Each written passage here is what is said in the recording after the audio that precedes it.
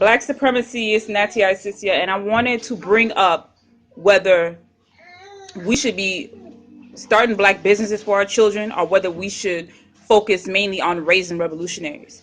Because I've noticed that just like the homeschool trend that's going on, where a lot more black people are homeschooling their children, um, you're also seeing that and hearing that a lot of black people are considering starting businesses for their children, and fully going out and doing it. Now, one of the issues that I have with that is that just like where you will hear black entrepreneurial men or women say that, I'm getting into this business or I'm getting this job, to fund the revolution or to give back to my community, and then we see that that rarely ever happens. The same thing is more than likely going to be happening with these black businesses that people are starting for their children under the auspices of building revolutionaries out of their children. You're going to hear people saying that, well, if I set up this business for my child can help build the revolution, or this is how we're going to fund the revolution. We need money, so our children are going to need money to fund the revolution. But just like we would tell black businessmen and black businesswomen, grown people, just like we would tell grown black people getting into black businesses, that the only job a revolutionary has, or the only career a revolutionary has, is revolution. We'll have to say the same thing to you about your child and to your child, that the only business your child has is revolution. So that argument, it becomes null and void, because when you look at the demands of a business and when you look at the demands of a revolution, for one, a revolution is way more demanding, right? But a business will distract you from really devoting your time and your energy into supporting a revolution the way that it needs your total dedication and support. So that's not really something that we should be looking into right now, because just like you really can't. It's not a 9 to 5. We can't be starting young to instill into our children that our plight is something that you can do on the weekends or that you can do part-time. We can't start instilling that same type of mentality that a lot of grown folks have. We can't start instilling that into the younger generation. They need to be taught up early that, this is the condition that we're in, and there's no turning back, right? We have to devote all our time and our energy, because there's no sick days. They're not going to be able to leave the work at the office. It's not like going to school where, at the end of school, once school's over, you do a little homework and then you play, or you focus, then you think you read up Asada Shakur, or you read about Malcolm X. It's not like that. This takes your whole time and energy. So I would say to those people who are already in a position where they can either homeschool, or I'll make a whole nother video about that. But a lot of people that are doing this, they have the time. Your child is already out of school. You have the time to put into your child, to really become more revolutionary. And with that said, I think that we also should be raising revolutionaries or nothing at all, right? Because basically anything else you do outside of instilling into your child why the importance of the revolutionary aspect and need for them to become more militant and more astute as to what's going on. Anything else is really a distraction, and it could cost them their life, right? So you should be raising a revolutionary or nothing at all, because they're already a revolutionary by default. It's already in their spirit. Lead them in the house by themselves. They might tear it up. White man knows that they are revolutionary. That's why he set up these schools, to change their minds, or to brainwash them from the culture that we had. That these are why schools were set up, right? Go and research it, so that your child can become basically just like a soldier that is not going to question authority, right? So the white man already knows that your child is already revolutionary, which is why he sends them to school, or demands that you send them to school, so he can tame them young, um, and basically minimize any type of revolutionary aspect that they have about themselves. So all your job is really to do is pretty much laid out in front of you. You just have to foster the revolutionary in your child. Um, and how you do that is you would expose them to for one, um, the now, what's going on now in your community, in your city, your state, your province, whether you're, your country. Let them know what's going on, what's happening to Black people. Okay, because a business is only going to address one aspect of what's going on, and we see that the Black businessmen and Black businesswomen, they can't escape the racism and the prejudice, and they can't escape the white supremacy. So you will be doing your child a great disservice to even have them believe for 1 second that, having a business is going to solve anything. So they need to be um, put on some revolutionary game, put it, if you want to put it that way, right? And have less distractions. You know, provide your child with as much revolutionary material as possible. Let them listen to the YouTubes out there, um, touching on what's going on now in terms of the plight of Black people, and how we can liberate ourselves, and what it is that we need to do. Try to stay away from those that are just, purely on capitalism or materialism, so that you're not leading them astray young either. But at the same time, of course, you want to expose them and let them know what's going on in the world, but they need to have a very centered focus on revolution. Um, so when they grow up, they're not going to be confused, if you have them thinking that a business is all they need. So they're not confused about um, thinking that a business is going to solve all their problems, and then all they have to do is sell a product, and spend some money, and they can live the American dream. Is that really what you're trying to instill into your child? So I don't like to hear, and I don't understand the whole, what makes people think that if they get a business or get a job, that they're really going to help the revolution. Because chances are you're going to work against the, the revolutionary process more than you are going to help it. You're really putting, it's a distraction. And the whole idea of owning a Black business is a distraction in of itself. But to start one for your child, or to say that you're starting one for your child for the purpose of building up a revolution or a revolutionary in them, is false. Another thing is that, for one, we see that your children might not even become business savvy. They might not get the opportunity, and they're not getting the opportunity. The schools are not teaching them any finance. Um, they're,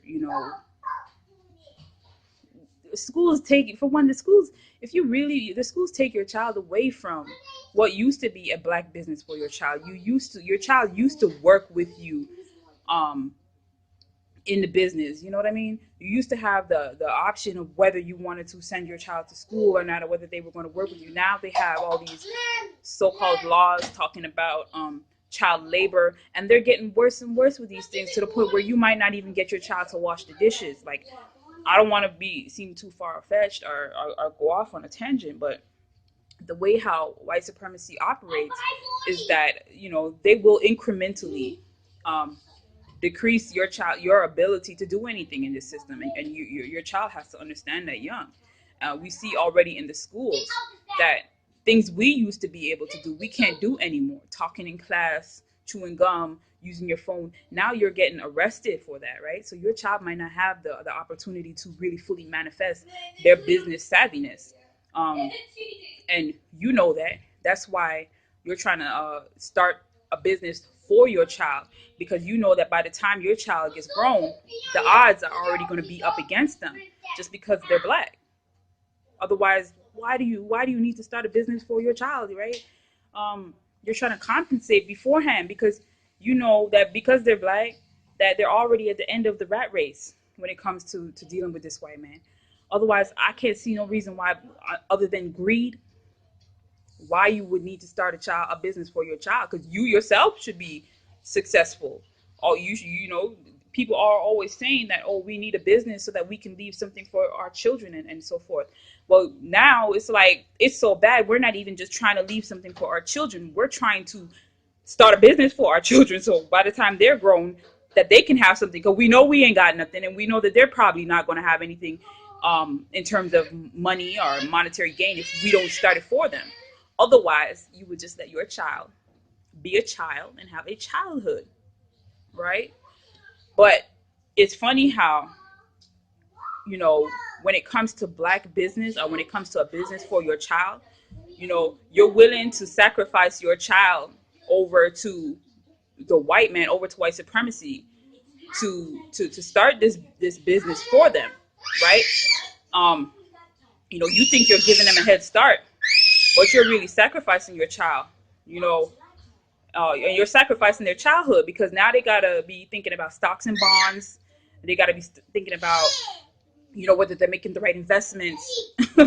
You know, and essentially you're saying that a childhood is not valuable when it comes to making money. But if we say, you know, get your child on this revolutionary black supremacy, if we say, you know, get your child off of Disneyland and Disney World, and start getting them more militant, you're gonna say, oh no, they need a childhood, right? But when it comes to money, they can take some time out, and they can get more business savvy, and focus a lot of their time and energy on that. And so all of a sudden they don't need a childhood when it comes to money, when it comes to your values, right? And it really shows where your values are, because if your values are making money, fuck the, you know, why would you want a revolution for your child? Why would you want your child? You should be preparing your child for the worst battle up against them, right? Not so that they can live in luxury and comfort, um, in white supremacy, right? So when it comes to, again, making money, you know, forget their childhood. But when it comes to building up some militancy in them, um, all of a sudden, you know, cartoons and Disneyland is okay. Like, it doesn't make any sense. So your child should have a dedicated focus on the revolution, and what that means right now. So I would say that both you and your child also need to face the revolution, right? Because it's in your face, and you're not going to be able to avoid that with a black business. Schools are teaching black inferiority to your child, and you know, say your child wants to start a black hairstyle, a black hair salon, um, in school or something. It's virtually impossible, because a lot of these schools have virtually banned black hairstyles in the schools. So you know, what does that say to your child? Your child's gonna be, well, you know, my mom does my hair or whatever. I want to braid hair. I see the cultural value in that. Maybe they'll say something like that. Like when I was younger, I know I wanted to. We used to braid each other's hair, and we used to charge each other money for that. But uh, now, if you look at it, you can't do that anymore. You can't do that, right? I had a sign on my locker and everything, you know, saying how much I'm charging to do hair. Try that now. The chances are you want to get locked up, beat up, tased in school for something as simple as thinking that you're going to start your child a black hair business, right? Where, you know, of course you're going to take it more seriously than I did. This was just us as friends trying to, you know, just doing what we could, right? Um, so you know, you're gonna have to be picking and choosing what kind of business you can start for your child. And a lot of people want to argue that they're gonna do a cultural business. Well, you can't. Part of braiding hair is cultural, but in most of these schools, again, you're gonna get suspended or kicked out, told you're not able to come back. And you know, we see just how they're trying to kill our children before they really get to manifest into themselves. So your child is seeing this. They're seeing the school principal, what you call them, security guards, knocking people out, punching them, kicking them, throwing them on the ground. In some instances, you got police even up in the school breaking the students' arms. And it is clear that it is a tactic that they have agreed on and that they are doing. You know, so your child is seeing this type of thing. So you're really thinking that you're going to just distract them with owning a black business as a child? You know, how do you just skip the reality that they're facing? How do you just skip what they're seeing online, through social media in other schools that are going on? This stuff is not going away. It's increasing. It's getting worse. And a black business for your child is not going to prevent them from this beast coming at them in any type of way. Black business is not going to stop white supremacy in its tracks. Um, you know. And another thing too is when white parents see that your child is earning all this money, you know, how do you think they're going to react? You think they're just going to be like, oh well, you know, the black youth are taking over um the business industry now, you know, we got a lot of black owned youth entrepreneurs. You think they're just going to be all just ecstatic and happy? No, they're going to want to compete, and that might mean taking your child out. You know, look at Tulsa, Oklahoma, right? Look at Black Wall Street.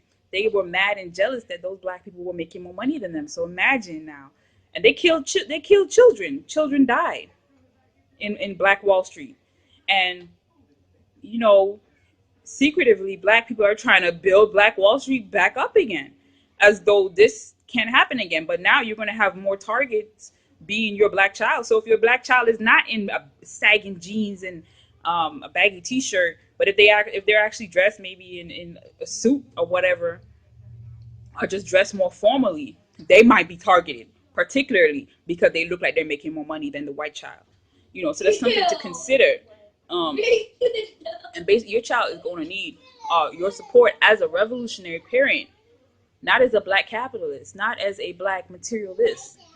You know, we have to readjust our value system, and really get your child onto some black liberation and some black revolution, some black supremacy. Your whole family needs to be on black revolution, right? On black supremacy. Otherwise, we're working against ourselves.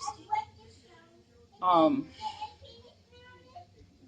Another thing too is, if depending on how you try to instill starting a black business for your child, we could just be setting up more potential agents. Because I mean, some of these businesses that some people want to start, security businesses, security guard, whatever, you know, we could be really setting up potential agents for white supremacy young, and instilling those thoughts young, right? We don't need no more sellouts, right? And if anything, you should really be sacrificing your child to black revolution right now, right?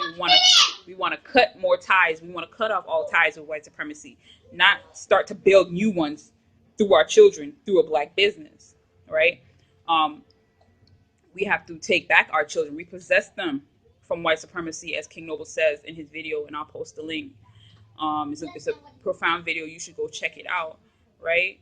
Because even though you can give some money back to a community through starting a black business, it's not enough, right? The money is secular. You know, we cannot buy our way out of white supremacy in 2016 and 2020. We're not going to be able to buy our way out of white supremacy, right? It's not like in slavery days where you could buy yourself a certain type of freedom from a certain type of white supremacy. This type of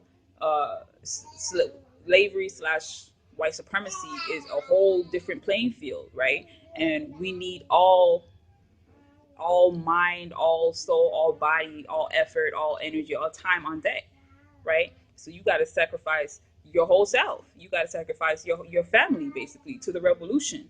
If you're really concerned about future generations of your offspring, you've got to sacrifice yourself and them to black revolution, right? I mean, it's just that simple. You're not going to be able to give out enough free sandwiches in 2016 to liberate black people. You're not going to be able to open up enough community centers to liberate black people. We've heard other people pretend that they care by saying these things that have more money than a lot of black people who are saying and promoting that, you know, a black business is going to solve the revolution. And we've yet to see any real results from them, right? The one thing they're missing is that they haven't pledged their allegiance to a black revolution. And that's something you should consider doing. Pledge your allegiance to black revolution, to black supremacy, right? Not just some money. Like, what if we don't want donations, right? What if we want you? What if we want your time, your energy, your labor? What you gonna say? You know, all I have is this shea butter. Nah, right? And another thing too is most black businesses. Let's be honest. If you've done your research, most black businesses don't. Most businesses, period, don't make it past 5 years. They don't last for 5 years. Black businesses, the statistics might even be lower than that. Some of you got businesses and it's just on the books that you have a business, but you're really not even making any income. You're not making any money. You're spending more money, right? And you just feel good knowing that you got on paperwork somewhere that you got a business, when in reality it's not, nothing's happening, right? Um, so the money that you could be putting into getting getting these black businesses started up, you could be really putting that back into a black community that is focused on revolution. Um, every penny, every dime, every nickel needs to go to a black revolution, right? So again, like I said earlier, a black revolution is more demanding than a black business, right? So it really needs every penny that you get. If we were looking at money, if you're talking about putting money into the revolution, it needs every dime, every dollar. So instead of you putting it into, oh, I'm gonna get buy these stationaries, or I'm gonna get these letterheads, or I'm gonna buy this website, or I'm gonna you know get I'm gonna go down and copyright this name and pay this amount of money for it. Instead of doing that, you really need to be putting all that money and all that time and effort into revolution, right? Instead of investing in business equipment, you should be investing in equipment that can be used for the revolution immediately, right? Teach your child what it means to invest in a revolution, right? Um, and how, instead of marketing a business, instead of trying to promote your business, promote black liberation, promote black supremacy, right? Use social media to do it, instead of trying to teach them how to use social media to promote their business or to market a product or something. Use social media to put out black liberating imagery, um, quotes, that are going to awaken people's minds. Things that black people can do to liberate themselves now. Teach them how to use social media for that, instead of just a simple product for for some money, right? Because with a business, you got to think about campaigns, and how you're going to make this money. So instead of starting campaigns to sell these products, we need to start communities, black communities, right? Because it's a lot. You could read 1,000 books on starting campaigns and social media marketing, and just marketing in general. But there aren't too many books out there on how to start a black community. But your child is that brilliant that they'll come up with a way. I had ways when I was younger, right? So we need to bring that out of them, instead of putting them in this box and programming them to make some money, right? Cause no business media, no business marketing is going to liberate us. What it's going to do is going to send subliminal messages or outright messages to our people. Listen to them. Buy black, buy black. It's going to send messages to our people that we need to consume these products, right? Creating more consumers, creating more materialistic black people, creating more black capitalists, more people that want to compete with you, right?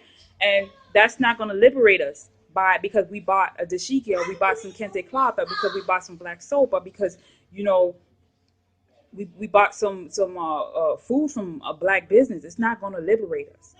So instead of focusing on campaigning for a black business, again, it's more important to start focusing on how to build these black communities, because that's what's up coming in the future. And not even just the future, but you're talking about when your children get bigger, and trying to pass something on to them. Pass on a community. Imagine the benefits of passing on a black community to a black child. But that's what we're doing. We're able to pass on a black community, black temples, right? Black rulership, black leadership onto our future children, and that's something that you all should be focusing on too. Because you can't be saying that the schools aren't teaching your child any black culture, so I'm going to pull them out of school. But see that black businesses, our business in general, isn't helping us, so I'm going to get into business further. It's a contradiction. It's a double standard. It doesn't really equate or make sense. um and in many cases, you're just going to be pushing your child further into white supremacy, that you're going to need somewhere to put all this stuff that you buying for the business. um that's going to force you to make more money. The people that are buying the stuff going to have to put this stuff somewhere. They're going to have to make more money to buy the stuff back, go get a job back into the system. um And if you're to say your child does become successful and you haven't really instilled any black love into them, they're gonna feel better than other black people just because they have a house, or because they have a black business, or because they are able to buy all the things in white supremacy that they like right now. Again, it doesn't matter, even if you're just strictly doing this for your people. Yeah, so we need to come together above all else as black revolutionary parents to raise these revolutionary children, get them up out of white supremacy. Don't even start them off wrong. um we don't need to start black businesses for our children like that. If these other people are gonna start black businesses for their children, let them do it. But if you consider yourself revolutionary and you're about black supremacy, black liberation, we don't need to be going into the system like that and dealing with white supremacy in any type of submissive type of way. Our job as a black revolutionary is revolution, point blank. And every effort, every penny, all type of energy needs to be put into that. Your whole focus and meditation should be black revolution and black liberation, black supremacy. Teach your children the value of a revolution and why they should be a part of it, because it's the only real chance that they have in life, on any real survival or thriving type of level that matters. How long are they gonna last still being under white supremacy, even with the black business, right? We need to start building our own black communities, black cities, black countries. That's what we're going forward with, not just a black business. And there's so many ways, of course, to do this without being focused on money. And again, that comes with your devotion, having devotion to black people, having devotion to a black liberation. It comes with devotion. If you go off into a lot of history and a lot of other cultures, black businesses didn't free them from their oppressors, and it's damn sure not going to free us from our oppressors. It took people coming together and being on one accord and putting each other above all else, having some black love, or well, whatever love they have for each other, having that type of love. And again, start a revolution instead of a black business. Try that. It's easy to start a black business. All you gotta do is fill out some paperwork, and you got a business. Buy some products offline, sell it to somebody else. It's a business. But a revolution is something else. So we need to start solid black communities, promote black humanitarianism above all else. Join the website. Open it. Join the websites. The links are in the description below. Black supremacy.